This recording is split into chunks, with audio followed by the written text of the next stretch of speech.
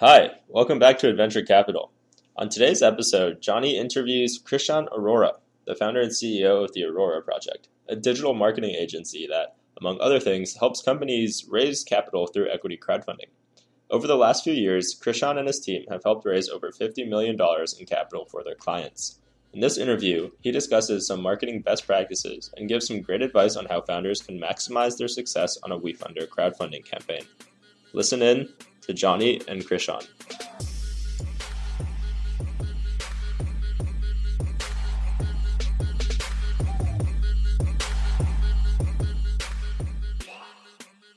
So Krishan, welcome to the podcast. Glad to be on, Johnny. Thanks. Let's get started. Maybe you could give us a high-level overview. What is the Aurora Project? Great. The Aurora Project, Johnny, is a hybrid entity. Part of us is a product launchpad incubator, and the other part is a digital growth marketing agency that specializes in crowdfunding campaigns. Awesome. So let's pause on the product launchpad incubator for a start. What does that mean? Great. So as we come across multiple startups all around the world, we first define how we can add value to them when they come to our ecosystem, right? So we sort of incubate the idea where we say, great, you are a early stage idea, pre-revenue, pre-market, pre-MVP. What would be the ideal path that we would take you to market? Is it through digital marketing? Is it through sort of a B2B funnel that we create for you? Is it through crowdfunding, which has been our most successful go-to-market avenue? So first we position the company for success, whether it be through a digital marketing funnel targeting consumers, businesses, or to the crowdfunding space, and then we isolate what is the correct strategy to move forward, and then execute the plan from there. So a much more hands-on sort of early stage incubator versus just giving strategic advice. Not only do we come up with the plan of action, but we have the execution ring associated with it as well. Got it. And yeah, then on the digital marketing agency side, so you're focused on crowdfunding, and now in the partnership that we have together, which has been great, you're kind of coming to focus even within crowdfunding on equity crowdfunding. Is that right? Correct. And this is something that I have been really keeping my eyes on ever since the Jobs Act, the Title III reform, was passed from May 2016 to January 2017, that specific window. I have raised institutional funds and angel investor funds for previous startups I was a part for, Johnny, and it was difficult to say the least, and I always thought there has to be a better way. What was difficult about it? Just continuously pitching investors, getting told no, getting told that you aren't good enough or the idea is not good enough, and having to just sort of put your chin up and keep going, and eventually finding a group of investors that end up becoming the lead, and then everybody else sort of follows from there. So just the monotonous process of dealing with early stage angel investors or VCs, I just thought was, the incentives were sort of disaligned for me from the get-go. In what way? Well, to me, I always thought that, they wanted more equity than what it was worth. So devalue the company, get more equity upfront. And if your incentives are truly aligned, you should be adding a lot more value from a long-term perspective than a short-term perspective. And also in a lot of these early stage meetings with VCs that I would speak to, it was their job to just come up with ideas and reasons why your idea wouldn't work, which I understand from a due diligence standpoint, the purpose that serves. But all of my friends in Cambridge, Massachusetts, where I went to school and that were raising money, sort of went through the same thing. It was months and months of pitching with traction, with a good idea, and constantly sort of being said, no, not now, maybe come back to us later when you have more traction. And really the incentive misalignment that I saw was the answer that I kept getting was, once you have traction, or, let's just call it this arbitrary stage in a life cycle of a company called you have traction now, come back and we'll give you funding. Well, at that point, you don't necessarily need that in-source of capital if you're actually growing and can get more creative to get that capital. I needed it 6 months ago to build a better team and to build a better product, not now when it's working. So that's what I always found very funky. I was speaking with a founder this morning that was saying exactly the same thing. Yeah. Where were you raising, just out of interest, geographically? You're based in Miami now? Yeah. In Boston. Okay. So that's even in a place with, a pretty well-developed network of angel investors and investors where there's more of a circuit. I imagine like doing the rounds on the angel circuit in a market that has less going on in the way of startups and investors in Boston, that process will be even harder. Exactly. And obviously now in COVID time, it's even harder still. And that's exactly why I think we are focusing, exactly why I believe we're focusing so much more on equity crowdfunding, because the power that it gives is back to the users and the advocates around the company.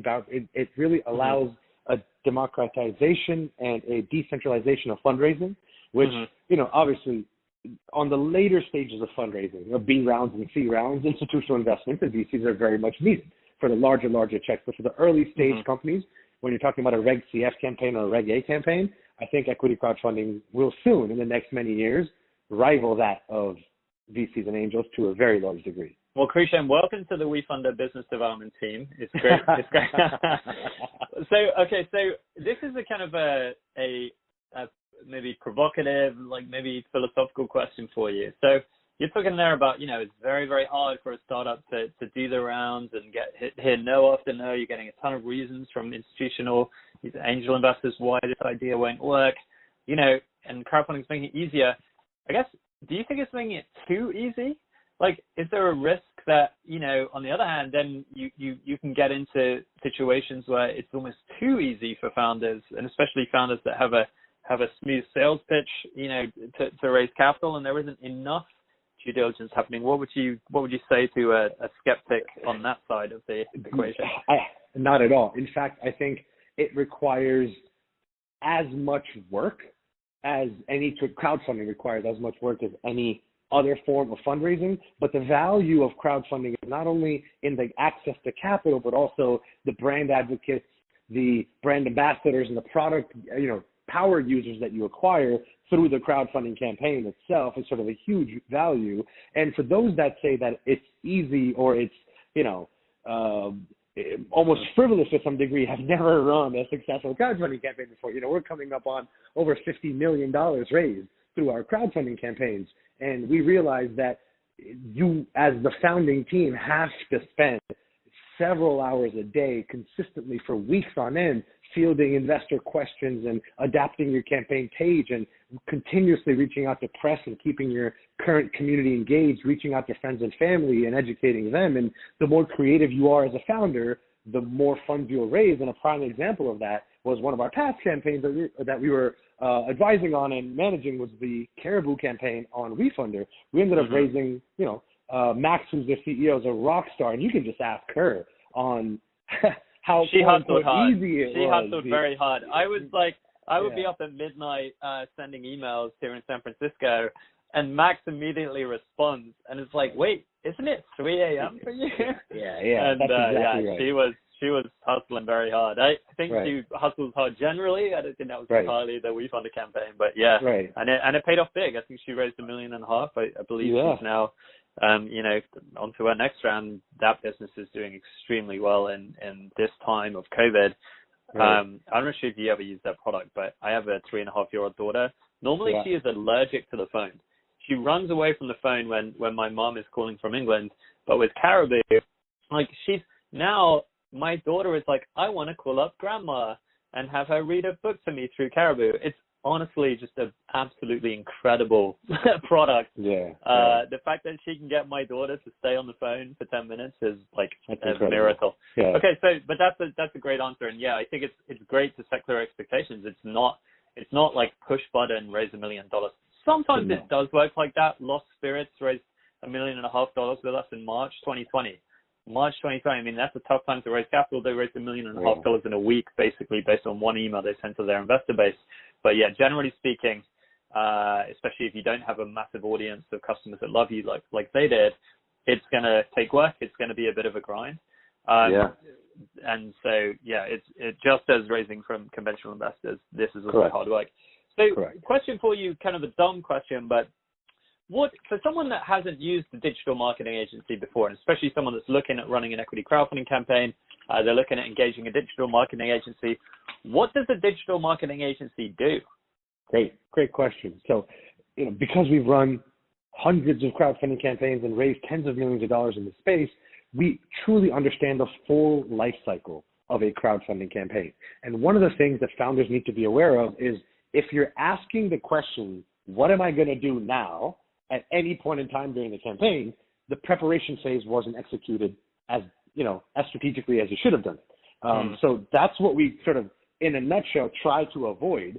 So in terms of immediate deliverables, Johnny, we turn around not only, the analogy that I use is a cake. So the first layer is sort of the frosting that's on top of the cake. That's the messaging, the page, the pitch deck, making sure it's brief, succinct. Cold investors online who have never heard of your brand or never heard of you as founders or your company or your product should be able to understand in a succinct digital campaign page what you're doing, what the value proposition is, and the video and the pitch deck and the financials should say a compelling story, because at the end of the day, you're not raising this money face to face. Most of these investors who've never heard of you and never seen your product are going to interact with you as a first interaction on your Wefunder campaign page.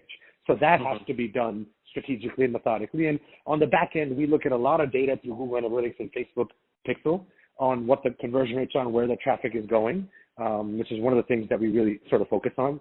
So that's sort of the top layer of the cake. The middle layer of the cake is setting up a internal community activation strategy well in advance of the campaign.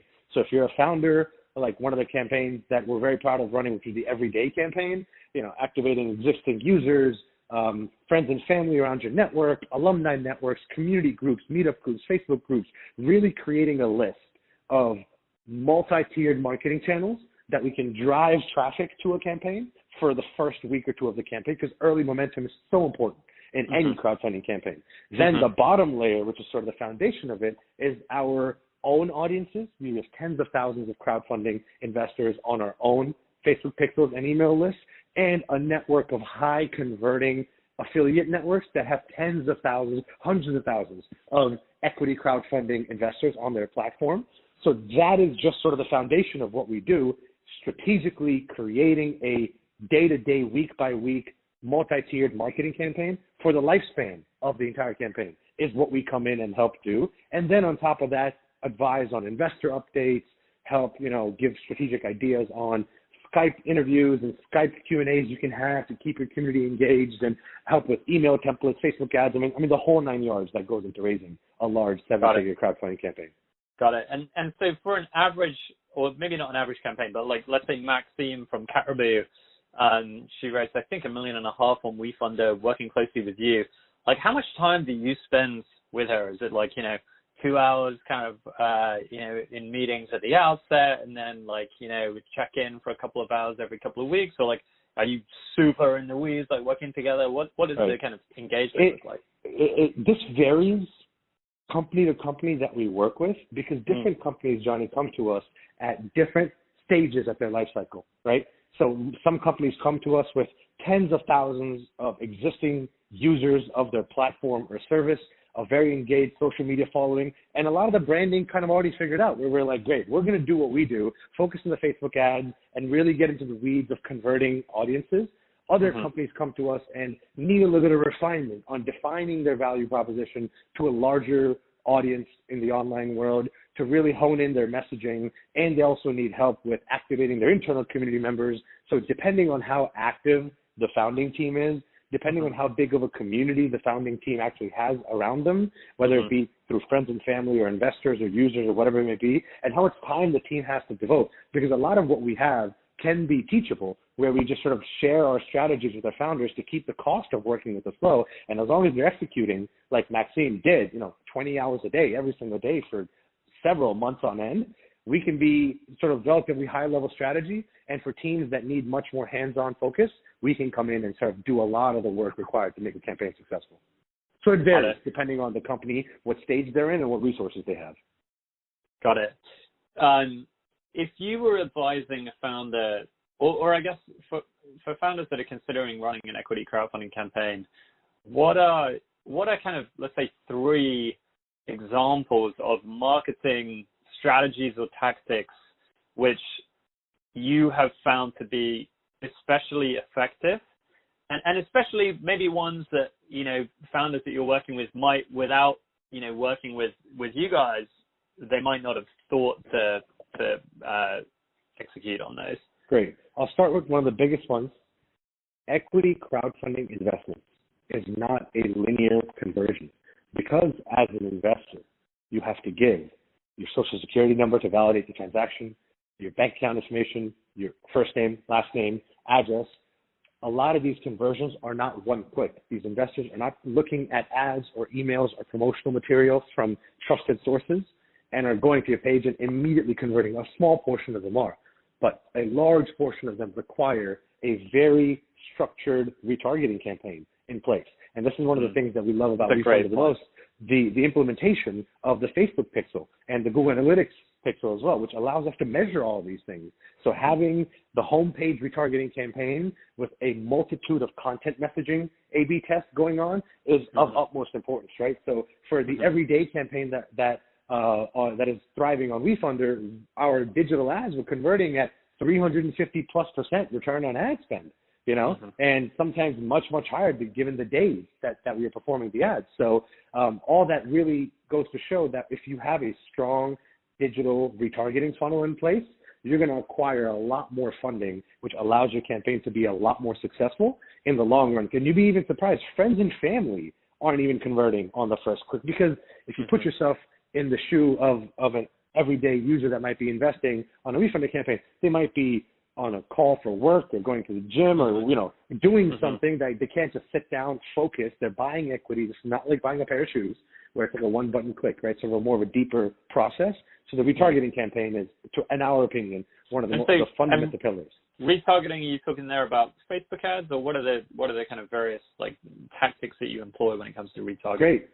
Facebook ads primarily, because that does encompass Instagram as well. And during the COVID outbreak, online engagement is skyrocketing right now, specifically on Facebook and Instagram and digital mediums in general. So start there. You know, you can leverage that into Google retargeting ads, email retargeting campaigns based on how you set your funnel up.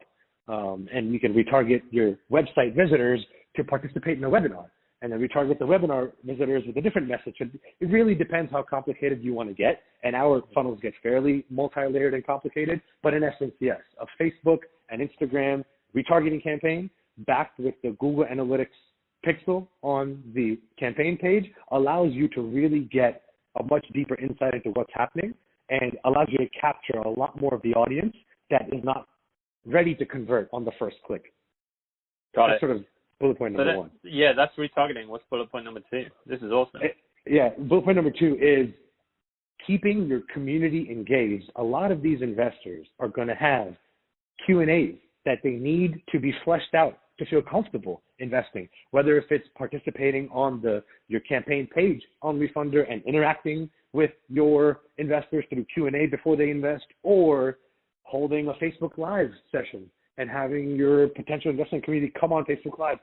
Give them a place where they can come and ask their questions and get real-time feedback. Because once again, dumb this down to the human level. You're asking relatively random people online that you've never met to give you money for equity in your company in exchange, and they have to believe that they're going to get a return for it in the future, right? So how do you make that journey as frictionless, as comfortable as possible? Right? That's such a great point, you know, and I think we do a pretty good job on like putting together the campaign page on Wefunder, and obviously you guys with the companies you're supporting, you're doing a great job there as well. People can read the pitch deck.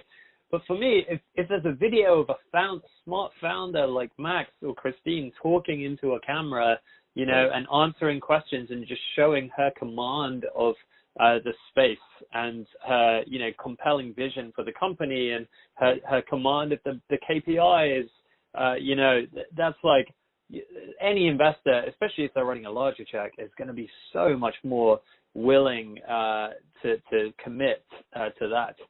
Because they've, you know, seen the founder talking for a while. So that's a great point. Another one on kind of engaging the community, I've been kind of encouraging founders to do recently is like, especially for the larger investors, you know, $1,000, $2,000 and up investors on the campaign, reach out to them, try to get on the phone with them, right? Especially if you don't know these guys, get on the phone with them, thank them for investing, and ask if they have feedback on how you could improve the campaign.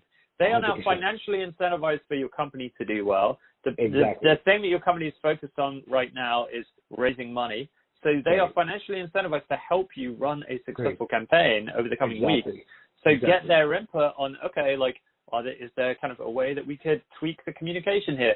Do you have good ideas about other kind of marketing strategies?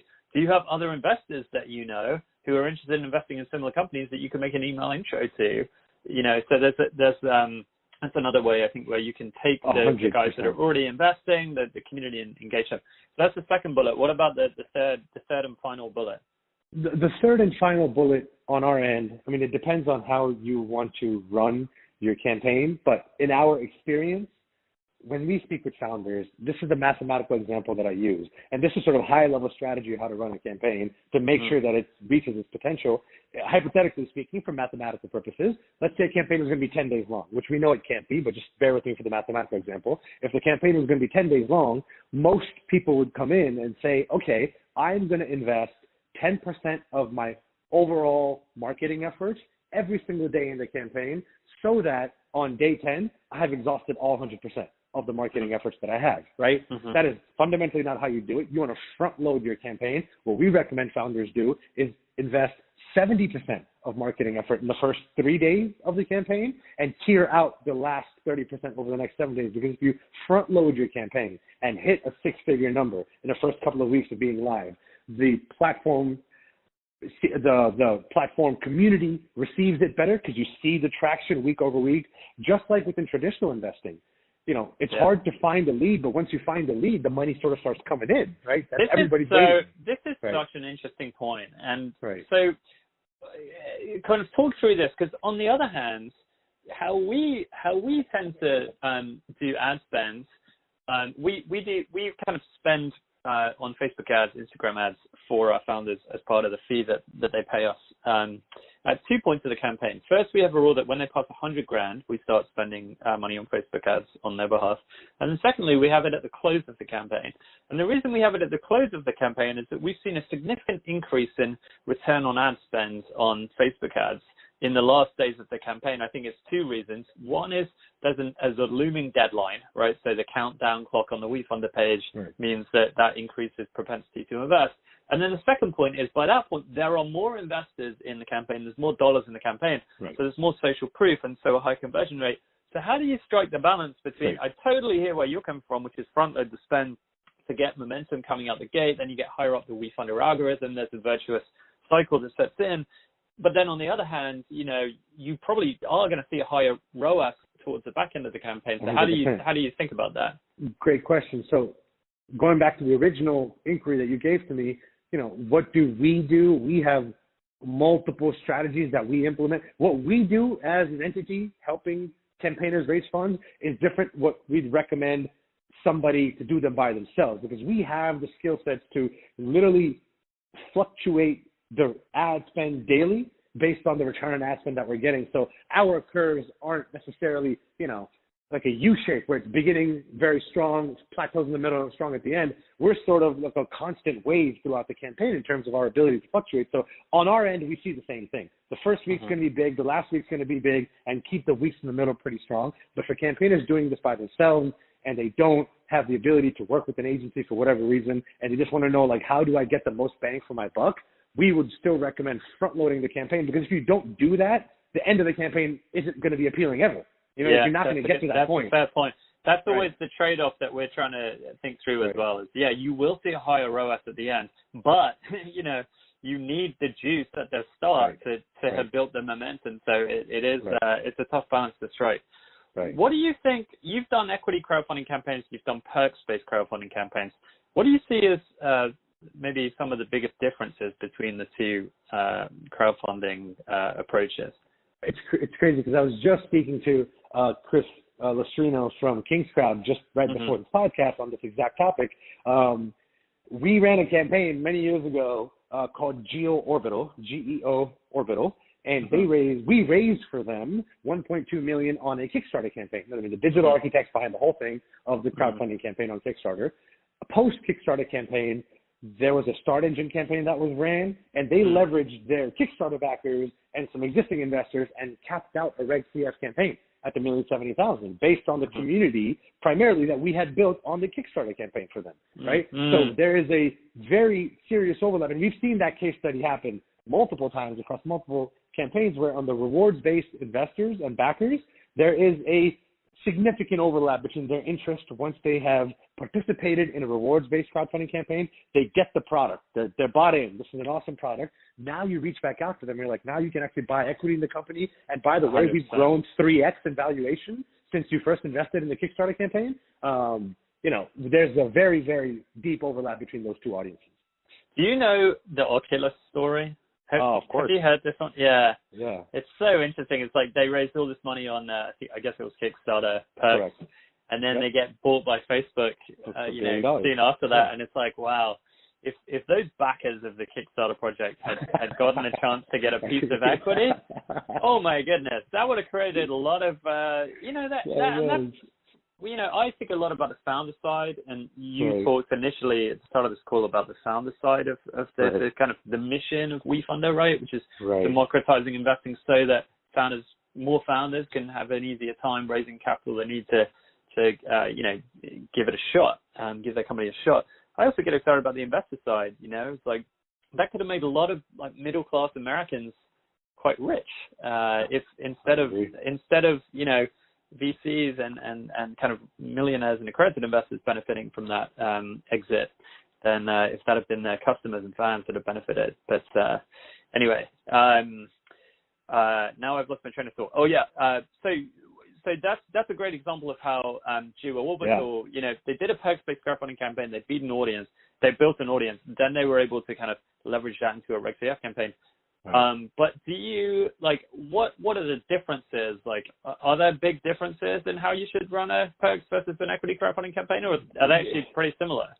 There's two things you have to segment in that question. That's a 2-dimensional question, and I'm going to give you a 3-dimensional answer there. On the strategy level, intangible strategy as the campaigner, there's a lot of overlap. The content messaging has to be precise and brief.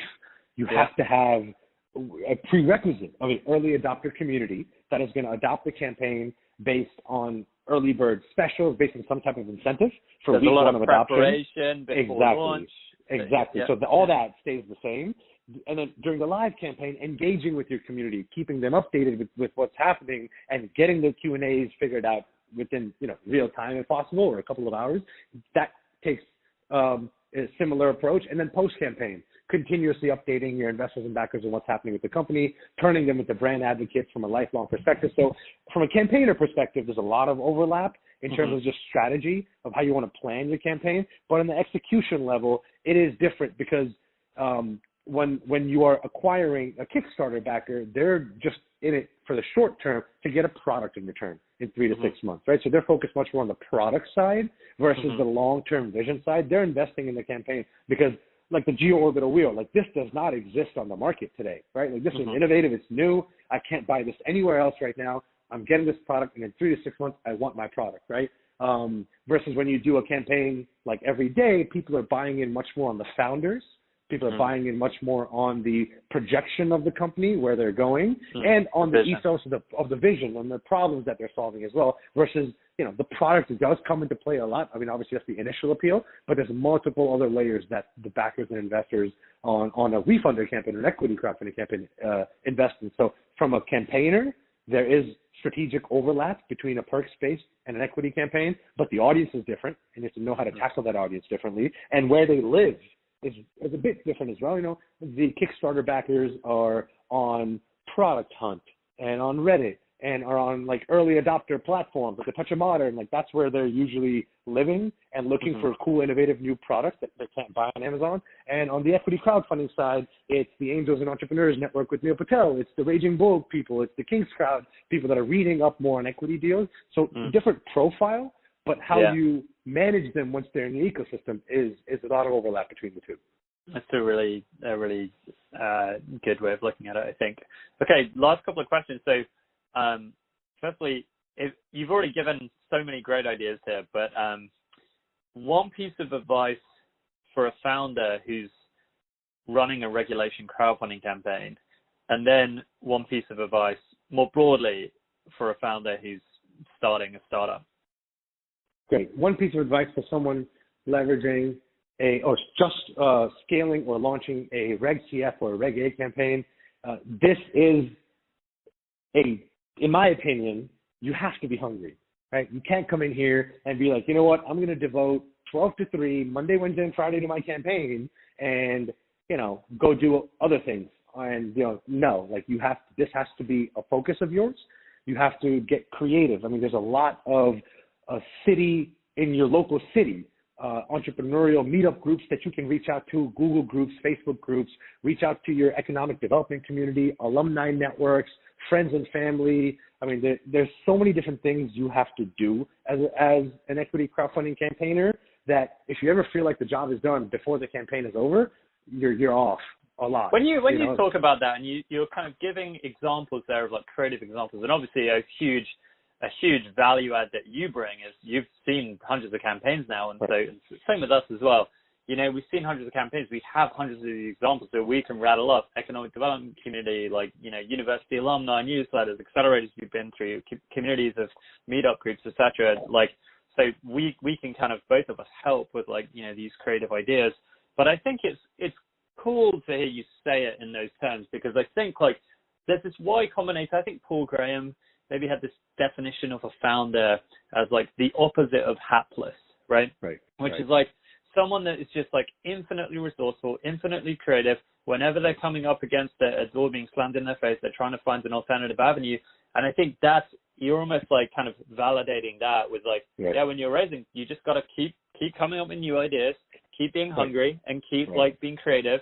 And that kind of is cool, because I think it's like, the company, the founders that are going to succeed here in equity crowdfunding and run a successful campaign, and especially if you're looking at raising $1 million plus, they're probably going to be the founders that are, the opposite of hapless. And that probably means that they're going to be more successful in running the company. So there's, going back to one of those first questions I asked on like, does this make it too easy? It's almost like, well, no, this is like the proving ground of like running a successful equity crowdfunding campaign is kind of a nice hurdle to overcome. And if you can overcome that, then that's probably a good sign that you're going to, be a successful founder and build a successful business. Right. Two thoughts. Equity crowdfunding does not make fundraising easy. Equity crowdfunding makes fundraising global and accessible. Big difference between the two. I'm just going to push back a little maybe on a couple of things you said. Firstly, generally speaking, I would agree, right? You want to kind of dedicate time to this, focus this. Most companies are going to need to do that. As with any fundraising, like it takes time and effort to raise $1 million. Right. If you have a huge audience, I think there are some companies. Meow Wolf raised $1 million in 2 days on Wefunder. Subverse raised $1 million in a day. Lost Spirits raised $1 million in a few days. Modern Times, etc. There's some companies with a huge audience where actually they can just launch a campaign, push a button, and raise $1 million from 1,000 people in a week. Very 100%. Easy. So that's the other piece. And then I cannot remember the other thing I was going to say. I interrupted you.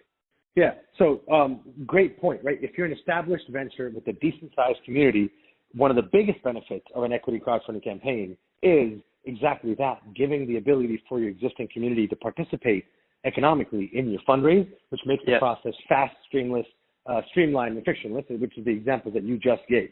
Which was that was the other point I was going to make as well, which is that you're talking about the process. It's not making it easy.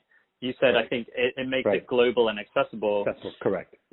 I would say my pushback there would be I think we make it easier. I talk about 3 ways generally that we make it easier for startups to raise capital. The first is they can raise from unaccredited as well as accredited. So whatever you could raise from accredited investors, you can still bring that in. You can now just also raise from unaccredited. The second is you can publicly promote the offering.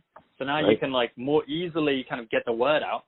And then the third is we put you in front of Wefunder's investor base. Typically, they're accounting for half of the raise.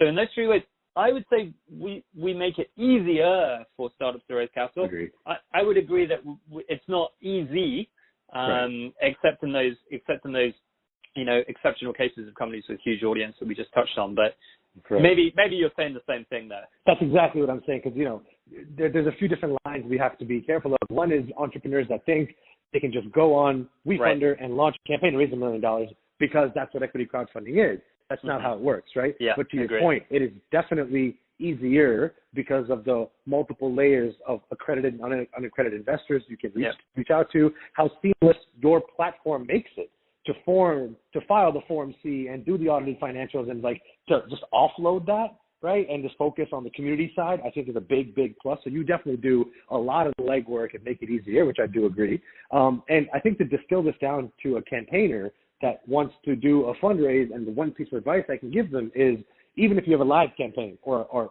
thinking of doing a live campaign, let's say you're doing one for 60 to 90 days, I would do this thought experiment. I would sit down and look at a calendar, a monthly calendar. What is the start date of the campaign? What is the end date of the campaign? Mm-hmm. Week by week is fine, but I have high expectations for founders that we work with. And as a founder myself, I can speak to that. Day by day would probably be more ideal, where you're like, okay, Monday, day one of the campaign, email goes out to friends and family. I reach out to this group and this group. Tuesday, I do this. Wednesday, I do this. And like, try your hardest to fill those 60 to 90 days, at least week by week or every other day, if not daily, because the campaign that you are running is, how do you drive the most amount of qualified digital visitors to your Wefunder campaign page?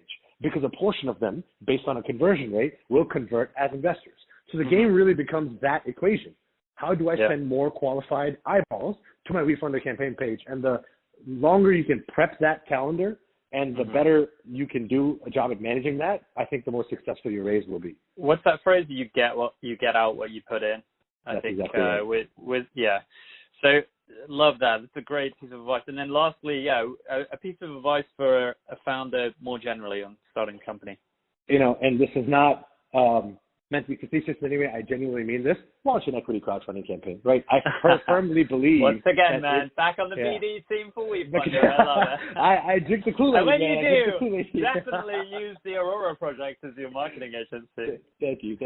Because, like you said, there's two profiles of high growth startups, one that have communities and traction built around it. For you guys, like, this is a no-brainer, right? If you have active users, a good amount of eyeballs coming to your platform, launch a Wefunder campaign page, raise your $1,070,000, maybe do a potential round after that, and like go enjoy that capital for growth. And and that's sort of one portfolio of companies. And the other portfolio of companies, I'll send you the check in the mail, okay? Yeah, I appreciate that. And then the other portfolio of companies is the one like Every Day, right? Amazing founders, great product, who pushed really hard, hustled really hard, worked with us, and we raised them, a sizable round of funding. So I personally think the democratization and decentralization of fundraising, and then the brand advocate, the brand ambassador vibe that you get from your investors, and the community vibe, I think is a great way of going, because one of the biggest things founders need is capital. I mean, if you ask founders, what is your number one focal point, right? It's either like the product that you're creating, and the only thing that ever supersedes the product that you're making is the money required to keep the engine going, right? Mm-hmm. So if you have a community, launch a Wefunder campaign. And if you don't have that big of a community, but an amazing product and think you have what it takes, launch a Wefunder campaign. That would be my advice. Yeah. Yeah. That's awesome.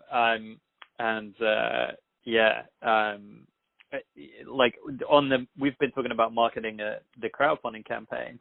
Just when you were talking about building a community of customers and champions and ambassadors, I'm working on a blog post right now from a company called Neurohacker that's now run, I think, 4 separate campaigns with Wefunder, and they sell online, and they basically gave me, the CPG company sell exclusively online, so they have very rich sales data, and I was able to map in an anonymized way their sales data to the Wefunder investor data, and I'm seeing some very exciting data points that, on one hand, if someone is not a previous Neurohacker customer, then they invest in the Wefunder campaign, then they go on to spend money with Neurohacker as a customer, and that customer spend month over month has been increasing over the years they've been working with us. And then on the other hand, the second data point is that people that were existing Neurohacker customers, when they invest, their churn rate goes down, or their monthly spend is much higher than a customer with a similar monthly spend before the Wefunder campaign who then didn't invest. So in both those ways, if you're a consumer-facing business, I'm going to be publishing this blog post soon, but I think you've got to really seriously consider raising capital from the crowd, either instead of or potentially as well as more conventional investors. I mean, obviously, like, we're definitely not anti, angels and VCs. Like, add a ton of value, like, ton of credibility, like, definitely want to do that as well. But for me, yeah, as you were saying, like, if you can recruit an army of investors who are customers and brand ambassadors and champions, that can do very, very good things for a consumer-facing business. Okay, last question, Krishan. If people, you've awesome job, so many great insights on this call. Thanks so much for sharing. I was worried that you might be, disclosing the secret sauce recipe, but I think the opposite has probably happened, where any fan is considering running a Reg CF campaign, like, oh my goodness, that guy's really smart. I need to work with the Arora project. So if they want to do that, where do they find you? Great. Our website is auroraproject.co, ARORA project.co. We have an equity crowdfunding application form right there, because we get a high volume of leads coming in sort of every single week, and we vet them out. And just fill it out right there. And or you can directly, if you're listening to this, let me put out, if you're listening to this podcast right now and you're interested in launching a campaign, you can email me directly. My email is k@auroraproject.co. If you email me directly and reference this podcast, I will personally get on a phone call with you and evaluate your crowdfunding your prospects. Love it. And I would say, we'll put it in the show notes, because that's what professional podcast hosts say. It's like, oh, put it in the show notes. I actually don't know what show notes are or how to do that. But I'll say it. We'll put it in the show notes. Maybe we'll put it in the show notes. If you can find the show notes, whatever show notes are, it might be in there. You probably know that, so you can show me how to put it in the show notes. But yeah, man, really enjoyed the conversation, and we'll be in touch soon. Appreciate it, my brother. Take care.